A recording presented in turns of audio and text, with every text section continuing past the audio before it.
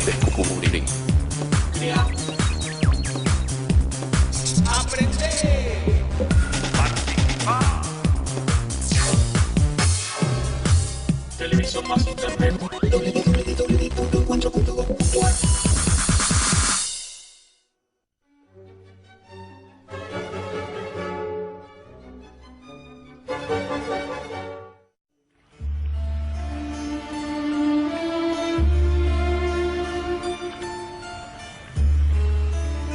Un anciano indigente se encuentra sentado a un costado de la calle. Las personas pasan a su lado, ignorándolo. Nadie sabe que es José Gervasio Artigas.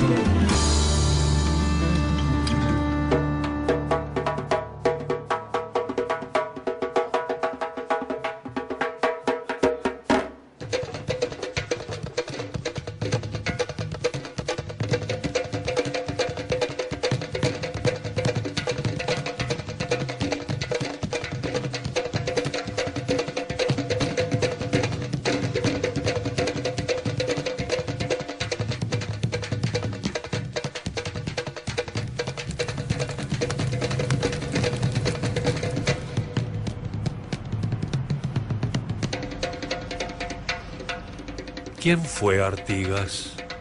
Este hombre aclamado como el protector de los pueblos libres. ¿Un bandido interesado en el contrabando? ¿Un héroe que buscó la libertad del pueblo oriental?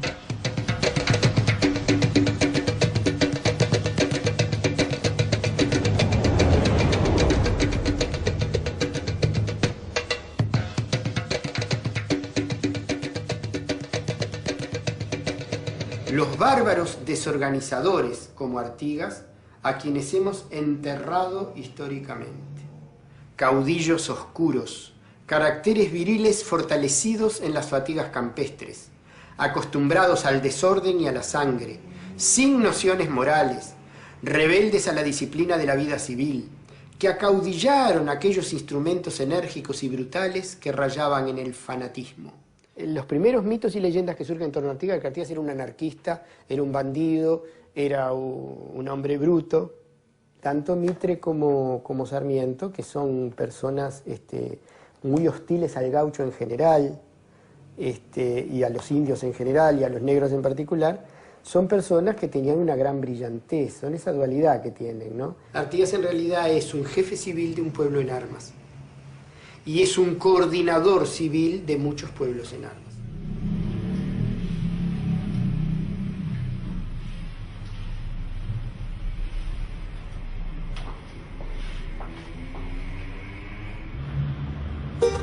José Gervasio Artigas nació en 1764, en el seno de una familia de estirpe aragonesa. Su padre fue Martín José Artigas y su madre Francisca Antonia Arnal Rodríguez.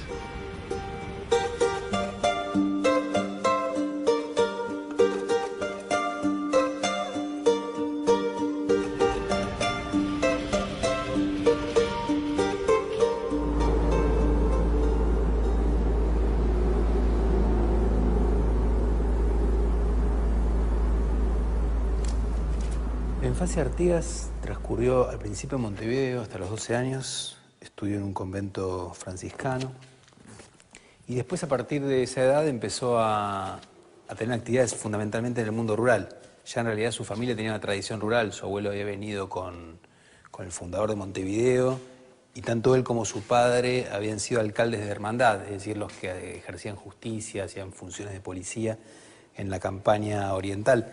Hay que tener en cuenta que la banda oriental, al igual que Entre Ríos, eran lugares de colonización reciente, zonas de frontera con muy poca población, y donde había una ganadería, incluso durante mucho tiempo una ganadería de cimarrón, ¿no? de caza de vacas.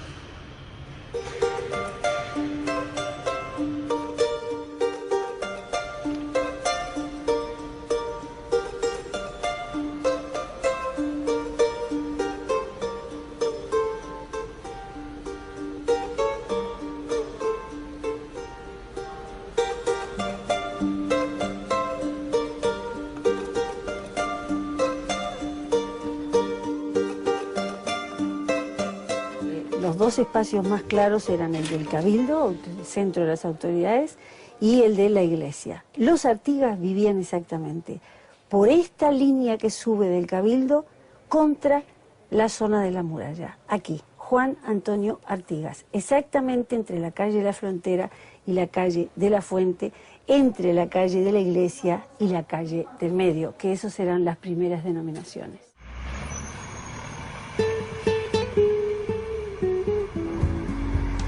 José Gervasio pertenecía a lo más alto de la sociedad montevideana, la llamada gente decente, que estaba formada por comerciantes y militares de carrera. Si bien su familia no era de las más ricas, era muy respetada, algo que en el periodo colonial era tan importante como la posición económica.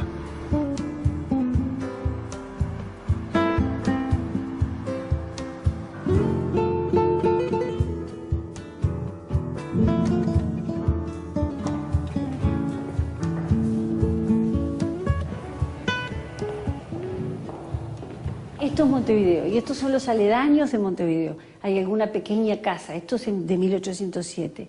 De aquí hacia arriba todo era ganado. O sea, el territorio del hoy Uruguay tenía Montevideo, un enclave pequeño en Colonias, la pequeña también ciudad de Maldonado, hasta el sur algo de población, pero muy esporádica, una campaña de verdad casi despoblada, y del Río Negro hacia arriba el llamado lejano norte, que era la tierra de nadie.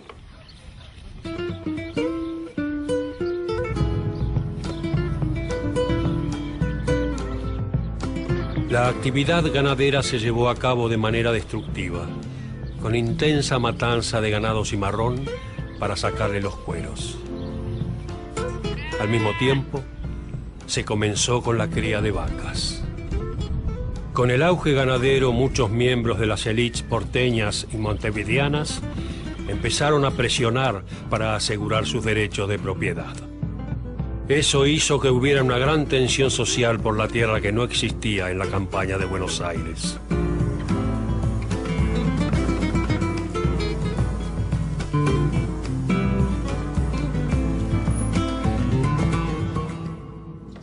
Aquí tenemos objetos que pertenecieron al general José Gervasio Artigas. Empecemos por su mate, su tabaquera y su bombilla en la época que estaba en Paraguay. El facsímil de la bandera, que se trata de un dibujo de 1815. Estos son escritos mandados para designarlo a Artigas capitán de Blandengues. Estos son dos bastones y finalmente este escritorio de campaña que también perteneció al general José Gervasio Artigas. Artigas se casó en 1805 con una prima suya, con la que tuvo un hijo varón. Su matrimonio fue conflictivo, pues su mujer cayó en un estado de demencia. Durante su actuación como caudillo, Artigas vivió sobre todo en campamentos militares. Entretanto, su mujer y su hijo de 9 años pasaban miserias y privaciones.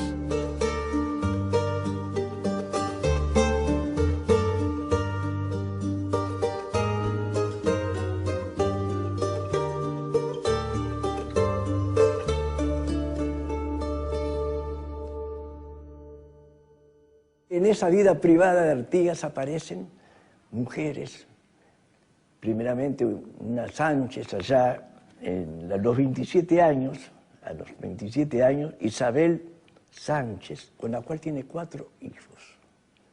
Tiene a Juan Manuel, que llegó a ser una figura importante, y 3 hijas. Algunas mueren al nacer como antes, ¿no? Luego casa en el año 1805 con su prima, que con ella, que enloquece después, también tiene 4 hijos, de los cuales también mueren. Luego, en el año 1813, con Matilde Borda, tiene otro hijo. Finalmente, aparecen otras mujeres importantes, como son una misionera de Arroyo de la China, y con ella tiene a María Escolástica. Justamente yo desciendo de Artigas a través de esa mujer tan singular, y digo así porque fue una hija de su tiempo, una mujer corajuda. Estas son las caras a diferentes edades que fue dibujando Zorrilla San Martín, un escultor muy conocido del Uruguay, y lo hizo en todas sus fisonomías. Una de las amantes de Artigas, que son muchas, la paraguaya Melchora Cuenca, tiene una imagen que es real. Los demás, todas las imágenes de Artigas son imaginarias. No han conseguido ni siquiera testimonios buenos. Hay descripciones de cómo era, ¿no? Cuando era joven dice que tenía rulos, que se dejaba una melena, que tocaba el acordeón y que era un tipo divertido, que le gustaba el baile y las muchachas. Conservó firmemente lo de las muchachas, ¿no? El baile lo dejó, pero las amantes las siguió teniendo y son muchas. Y repartió muchos hijos por el territorio.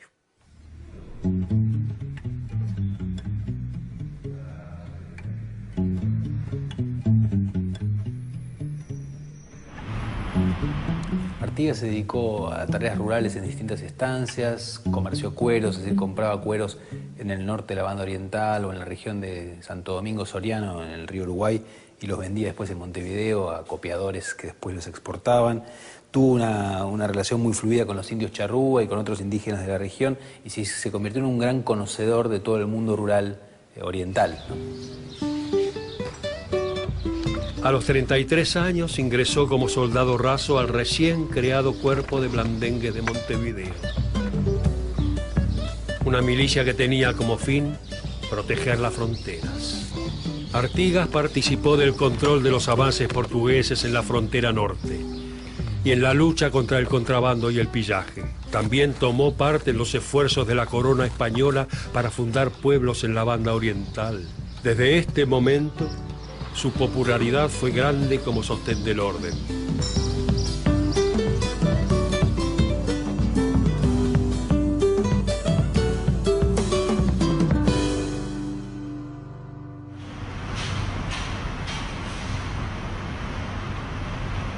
En 1797, Artigas ingresó en el Cuerpo de Blandengues, que era un cuerpo militar destinado a cuidar la frontera, y entonces se dedicó a tratar de evitar los avances portugueses en el norte de la banda oriental y a controlar el contrabando, lo cual es gracioso porque él mismo había sido probablemente contrabandista antes de ese ingreso. Y en 1800 acompañó a Félix de Azara, que era un funcionario enviado por la corona española para tratar de organizar la banda oriental y fundar pueblos, organizar a la población, y él lo asistió durante un tiempo. Aprendió mucho de ese funcionario borbónico y después iba a aplicar muchas de esas cosas en la propia reforma que él va a hacer, la reforma agraria que va a hacer a partir de 1815, después de la Revolución. En 1806, durante la primera invasión inglesa a Buenos Aires, Artigas desempeñó un importante papel, llevando y trayendo mensajes de Santiago de Liniers. Cuando comenzó la revolución, era un personaje con una vasta experiencia y sólidas relaciones en la campaña oriental. Artigas abandonó el regimiento de Blandengues, situado en Colonia del Sacramento. Costeó el río Uruguay y pasó a Santa Fe. Su objetivo era llegar a Buenos Aires y ofrecer sus servicios a la Junta Patriota. Una nueva etapa comienza en el Río de la Plata y en la vida de José Gervasio Artigas.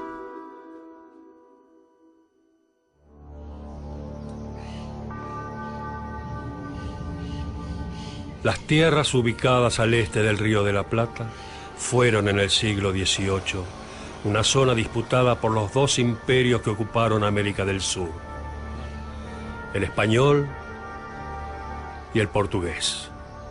Los territorios que hoy forman Cuba, México, Perú y Bolivia se convirtieron desde el siglo XVI en los ejes del dominio español. La región del Río de la Plata era una suerte de patio trasero de la ciudad minera que más importaba a la corona, Potosí. Montevideo, fundada en 1725, era un excelente puerto natural que pronto empezó a competir con el otro puerto del virreinato, el de Buenos Aires. Los realistas decidieron que mientras Buenos Aires era la capital del virreinato, Montevideo sería la base naval española del Atlántico Sur, convirtiéndose en la única ciudad amurallada de la región.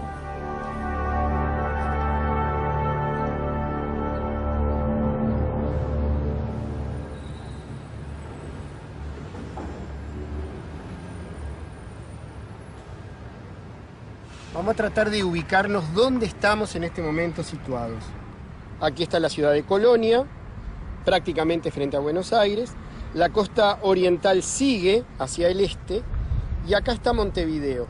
Montevideo fue elegido por los españoles por una característica militar, a diferencia de Buenos Aires, que tenía una característica de conquista. Se blindó, se llenó de cañones, se quedó acá una ciudadela militar, y este damero, donde está la catedral, donde está el cabildo, era todo Montevideo. Lo que nosotros hoy conocemos como Avenida 18 de Julio era un camino de campo. Montevideo empieza donde está la estatua de Artigas, hacia aquí donde estamos nosotros. Con las reformas borbónicas, Buenos Aires, que había dependido de Perú, del virreinato de Perú, se autonomiza y pasa a ser capital virreinal en el siglo XVIII. Al ser capital virreinal, tiene que gestionar una serie de temas del comercio de ultramar con España. Montevideo va a estar mucho más regido por el pensamiento militar y burocrático español, y en Buenos Aires se va a permear con las nuevas ideas. En 1810 eso se ve muy claramente. Buenos Aires proclama la Revolución de Mayo, Montevideo cierra filas con el rey y hay que ponerle sitio.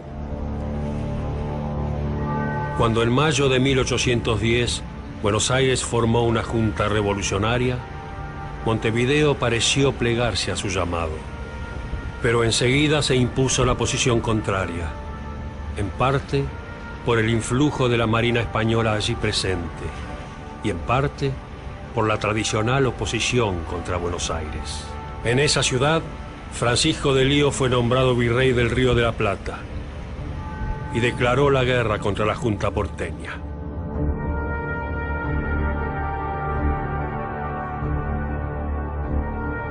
A mediados de febrero de 1811, la campaña oriental se levantó en armas contra la decisión de Montevideo y a favor de la Revolución de Buenos Aires. El comienzo de ese movimiento se lo conoció como Grito de Ascencio y sería decisivo para Artigas. Es el comienzo de su carrera política, de su vida como caudillo.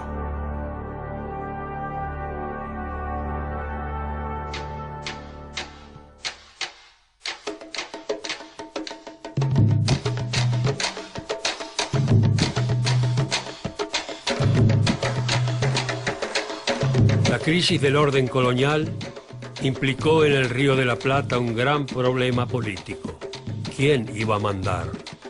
¿Y por qué? Desde ese momento. Esto provocó la confrontación de diversos grupos sociales. En la banda oriental, los conflictos estuvieron vinculados a la apropiación del suelo, la esclavitud y la situación de los indígenas. ¿Cómo fue la relación del caudillo con los hombres que formaron parte de su ejército?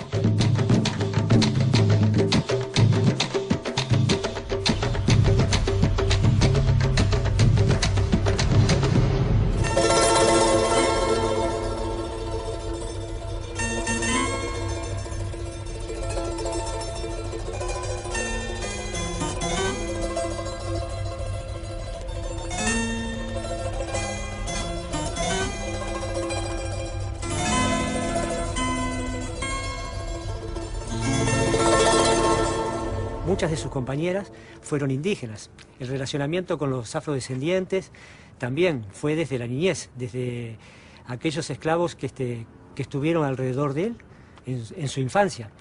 Muy respetuoso de la libertad. Por eso creo que pasó tanto tiempo en las praderas y conociendo el territorio. Y por eso yo creo que a la hora de la lucha, pequeños batallones de indígenas podían enfrentar batallones que venían con la experiencia de Europa. O sea, un dominio estratégico de nuestro país. Los charrúas, evidentemente, si hablábamos que tenían 5.000 años, sabían dónde estaban los pasos de los ríos, dónde pegar y luego hacer una especie de guerra de guerrillas que fue tremenda para todos los ejércitos que pusieron sus pies por acá.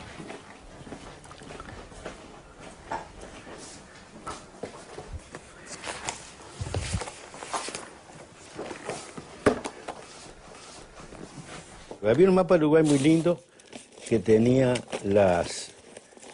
lo que se llama la Liga Federal, pues yo ahora no.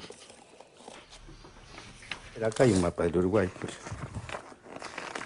No sé cómo fotografía esto. España defendía su frontera mandando ejércitos al desierto y Artigas era un oficial de los que estaba ahí. Por eso él hizo una relación especial con esos indios, porque era su territorio. Pero antes de eso, el abuelo de Artigas fue el que hizo todos los acuerdos con los indios cuando Montevideo no tenía murallas y los indios podían atacarla. Y entonces el viejo Artigas, que se llamaba Juan Antonio, abuelo de Artigas, era el encargado de salir a buscar a los caciques y hacer la paz cuando los caciques amenazaban tomar Montevideo en un malón.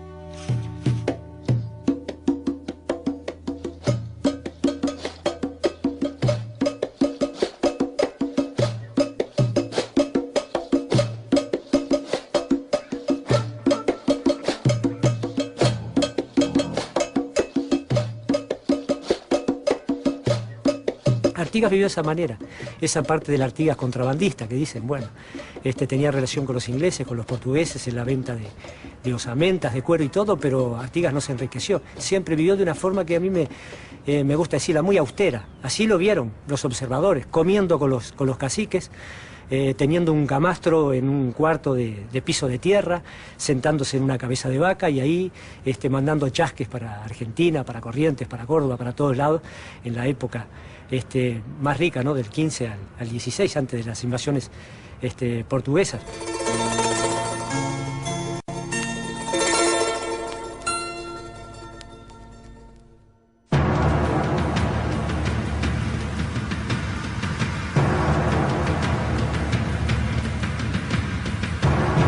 En marzo de 1811, Artigas llegó a Buenos Aires para ofrecer sus servicios a la Junta. Fue ascendido a teniente coronel y se mostró dispuesto a cooperar con las fuerzas que debían moverse en la banda oriental contra el poder realista asentado en Montevideo. Fue en este lugar en donde se produjo el primer triunfo de las fuerzas revolucionarias al mando de Artigas.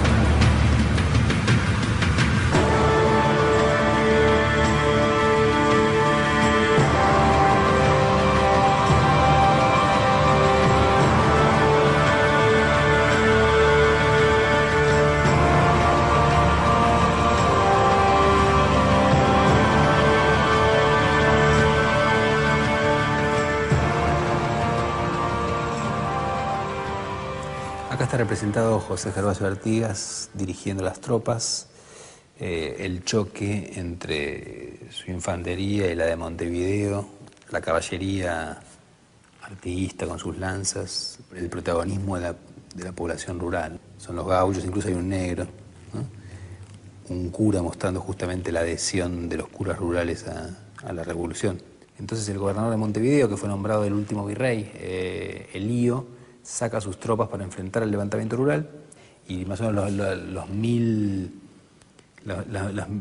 efectivos que tiene, bastante irregulares, que tiene Artigas, van a chocar con los 1200 y algo que traía Elío, pero hay 200 que se pasan al bando de Artigas antes de la batalla. El choque es bastante rápido, la batalla es a la mañana, triunfan los artiguistas, en la batalla muere poco después el hermano de Artigas, Manuel, y el resultado es muy favorable a los patriotas y obliga a los realistas a refugiarse en Montevideo y en Colonia, sobre todo en Montevideo, que como ciudad amurallada puede resistir. Una cosa interesante es que no es una batalla entre españoles y orientales, sino que el grueso de los dos bandos son orientales. Los realistas de Montevideo, muchos de ellos algunos eran españoles, pero muchos eran montevideanos. El principio de la guerra de independencia, en realidad, más que una guerra entre españoles y patriotas, es una guerra civil entre americanos, ¿sí?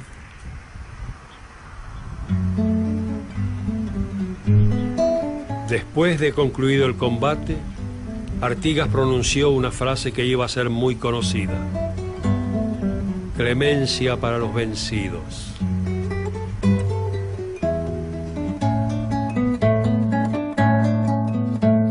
Y en este cuadro famoso se reconstruye en el momento que recibe la espada de Posadas, del español Posadas, ya vencido por las fuerzas patriotas. Fue la primera batalla que se libra en el proceso de liberación del Río de la Plata.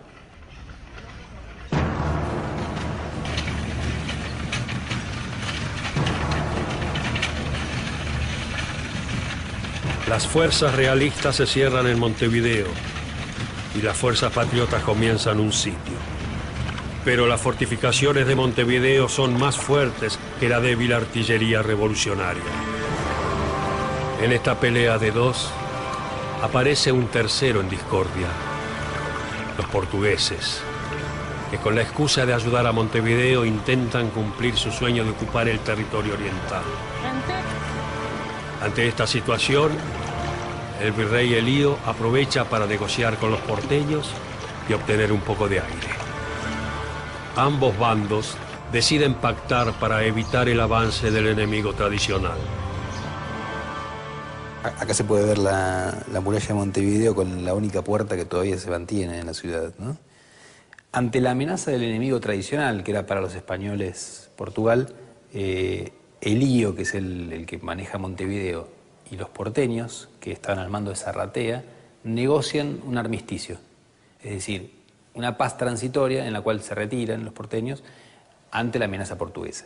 Pero Artigas no está contento con eso, él prefiere enfrentar a todos, también a los portugueses, y a su vez se retira, hace lo que se llama exo oriental, y una gran cantidad de familias orientales lo siguen y se retira a Entre Ríos, ¿sí?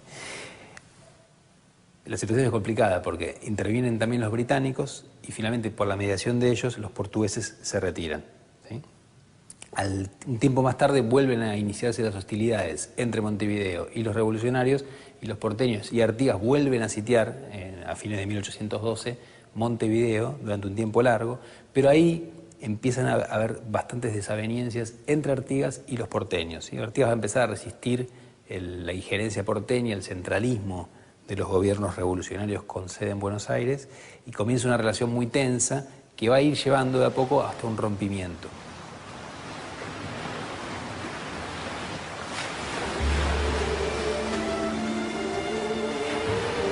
Durante su actuación pública, Artigas tuvo tres enemigos principales: los leales al rey español, los portugueses y el poder centralista de Buenos Aires.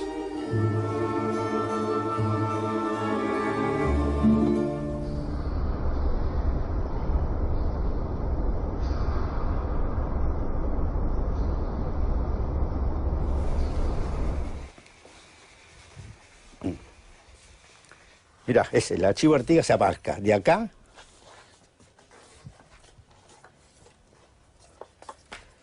hasta aquí, hasta este que es el último tomo, que es el tomo 36.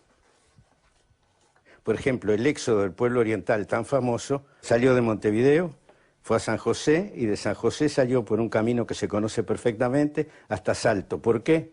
Porque en Salto había lo que se llama Salto Grande y Salto Chico, dos especies de cascadas, ahora donde se hizo la represa eléctrica, donde se podía cruzar el río a pie o se podía cruzar un carruaje de un lado al otro. Entonces, si podían llegar a la otra orilla, que era la orilla de las provincias unidas al Río de la Plata, lo que es argentino ahora, podían refugiarse porque los portugueses, llamados por el gobierno español, invadieron toda la zona y Montevideo quedó centrada, y los orientales, huyendo de los portugueses, hicieron este camino y se fueron hasta aquí, guiados por Artigas.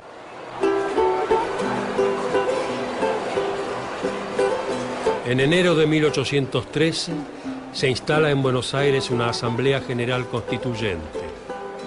Artigas envió a sus diputados por la banda oriental con instrucciones que exigían la independencia absoluta respecto de España, la organización de una confederación, la adopción del sistema republicano de gobierno.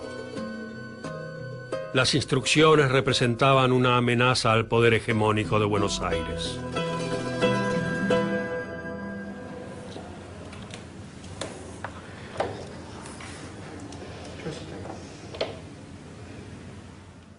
Bueno, estas son las instrucciones del año 13. Primeramente pedirá la declaración de la independencia absoluta de estas colonias, que ellas están absueltas de toda obligación de fidelidad a la corona de España y familia de los Borbones. Promoverá la libertad civil y religiosa en toda su extensión imaginable. La Constitución garantizará a las Provincias Unidas una forma de gobierno republicana y que asegure a cada una de ellas de las violencias domésticas, usurpación de sus derechos, libertad y seguridad de su soberanía, que con la fuerza armada ninguna intente de ella sofocar los principios proclamados. Esto es, por supuesto, rechazado por los centralistas porteños y los diputados no son aceptados al Congreso. La tensión va a seguir en aumento y finalmente Artigas va a retirarse del sitio de Montevideo, entonces no participa de la toma de la ciudad que hacen los porteños con el general Alvear a la cabeza en 1814. Junio de 1814. Temiendo que una expedición española pudiera venir a auxiliar a Montevideo, los revolucionarios reanudaron sus esfuerzos en el sitio de la ciudad amurallada. Vencieron a los barcos realistas en el río y finalmente lograron que se rindiera al general Carlos de Alvear. Y de hecho, a partir de ese momento va a empezar un enfrentamiento entre las tropas revolucionarias porteñas que ocuparon Montevideo e intentan controlar la banda oriental y las tropas de Artigas que logran finalmente, hostigándolas y venciéndolas en algunos combates, hacer que los porteños se retiren, y Artigas queda dueño en 1815 de la banda oriental, pero por poco tiempo, porque otros de sus viejos enemigos, los portugueses, van a invadir el territorio en 1816 y en los siguientes 3 años lo van a ir derrotando hasta que terminan conquistando toda la banda oriental.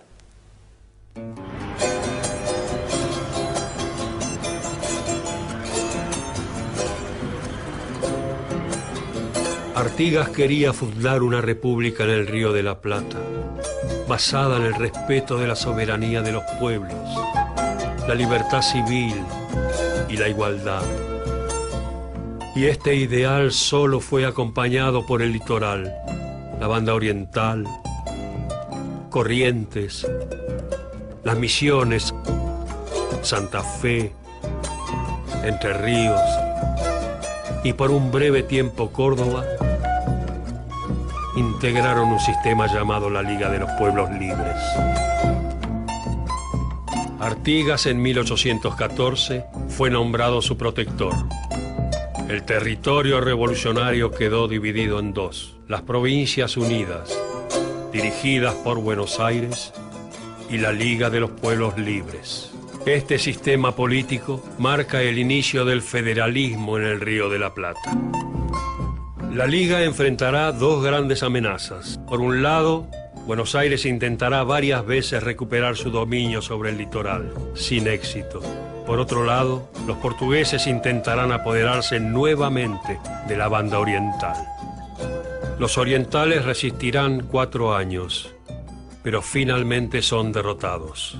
La invasión portuguesa termina con el proyecto que Artigas había iniciado en 1815, expropiar las tierras de los estancieros enemigos para repartirlas entre los seguidores más humildes del caudillo.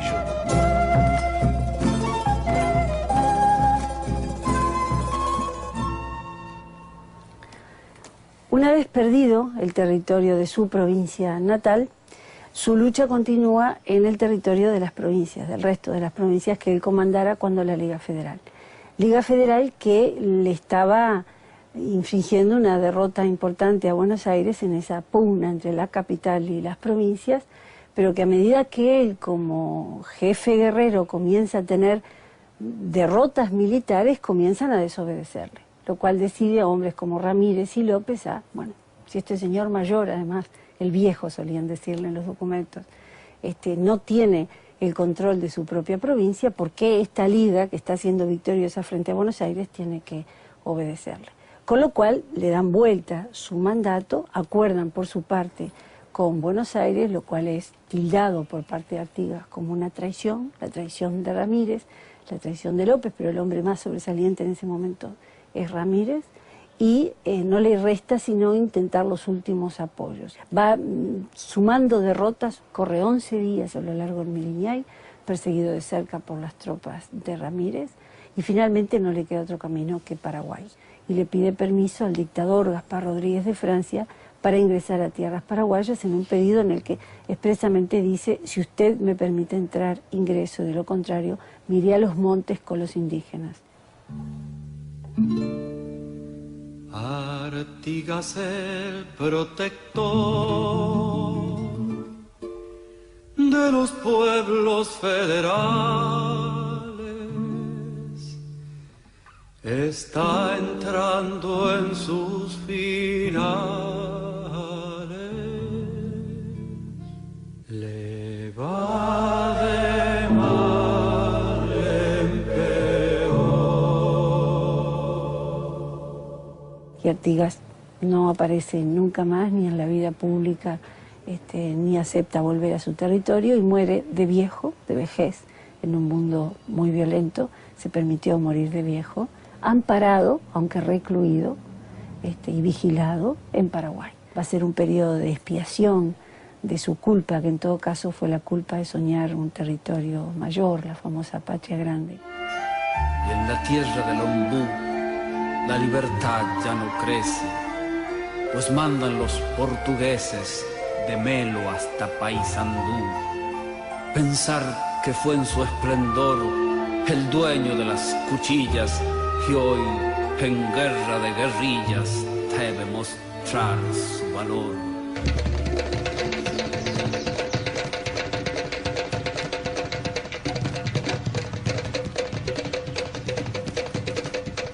Es el 22 de septiembre de 1850. Artigas se retuerce de dolor. Habla solo, abre y cierra los ojos con fuerza, víctima de un delirio.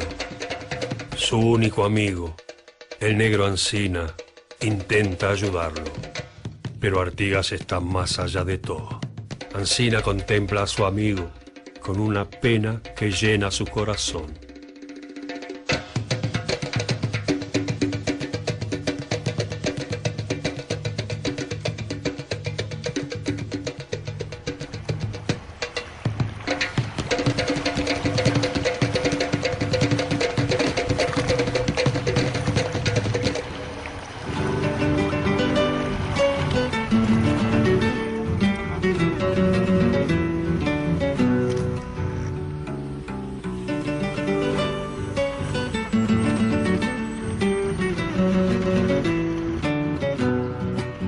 Vidalita, acordate de José Artigas y endulzate la boca cuando lo digas.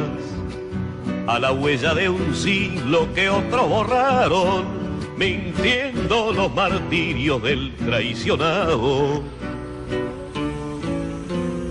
A la huella vieja, Vidalita, que te estoy buscando. Junto a la valleja, Vidalita, yo quiero irte andando. A la huella primero de José Artigas y sácate el sombrero cuando lo digas. La la la la la la la la, y sácate el sombrero cuando lo digas. A nosotros nos deja algo que es un legado muy importante, un escudo de 1816 que hoy para mucha gente en el Uruguay es casi desconocido. Aquí Artigas nos deja representado lo que él consideraba que eran las naciones charrúas, los pueblos originarios. Por eso coloca la diadema de plumas en el principal lugar. Él consideraba que debían ser los más privilegiados, los primeros en el tiempo, los primeros en el derecho.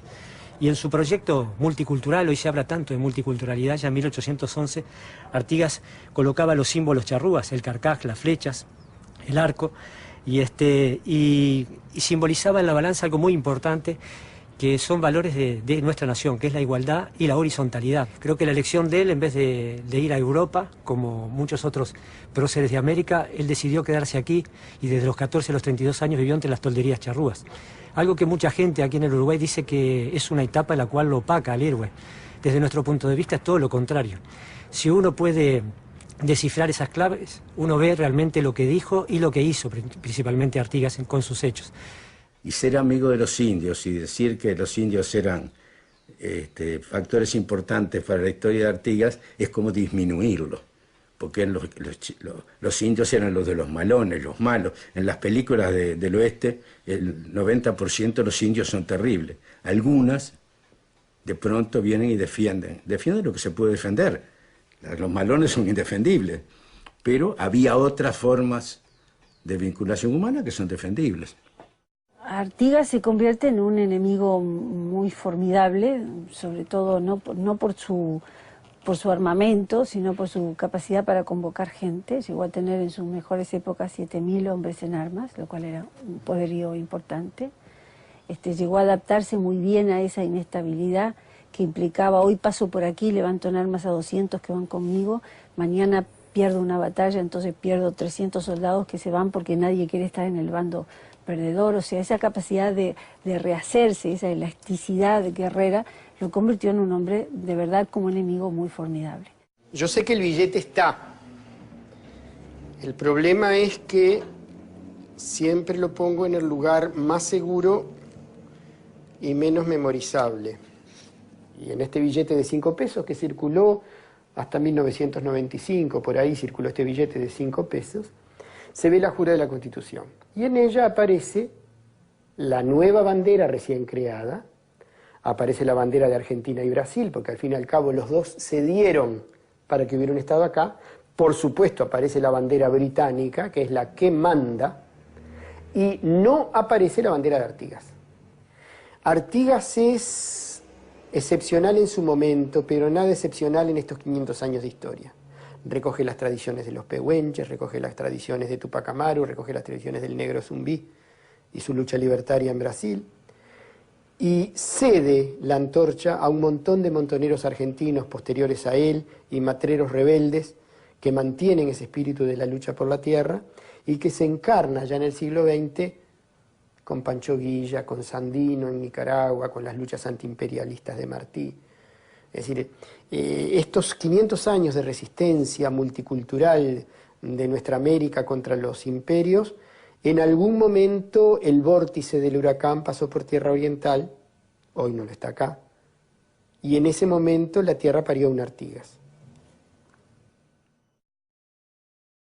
Durante el siglo XIX, distintos historiadores, principalmente Bartolomé Mitre y Vicente Fidel López, que son los fundadores, digamos, de la historiografía argentina, condenaron a Artigas como un gran desorganizador, como un caudillo del mal, casi un compendio de todos los males, ¿sí? Mientras que se iba convirtiendo en el gran héroe nacional uruguayo, claramente.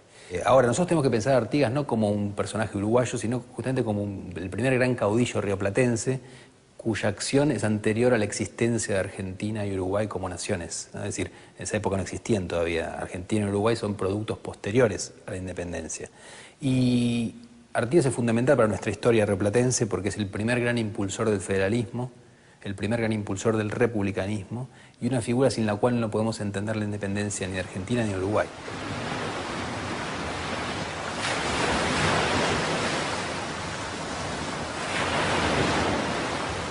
Este fue el primer gran caudillo del Río de la Plata.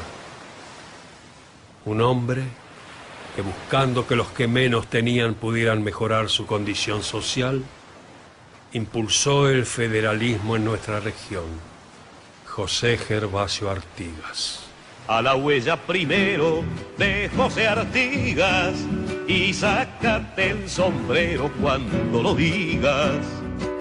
La la la la la la la la la la y sácate el sombrero cuando lo digas.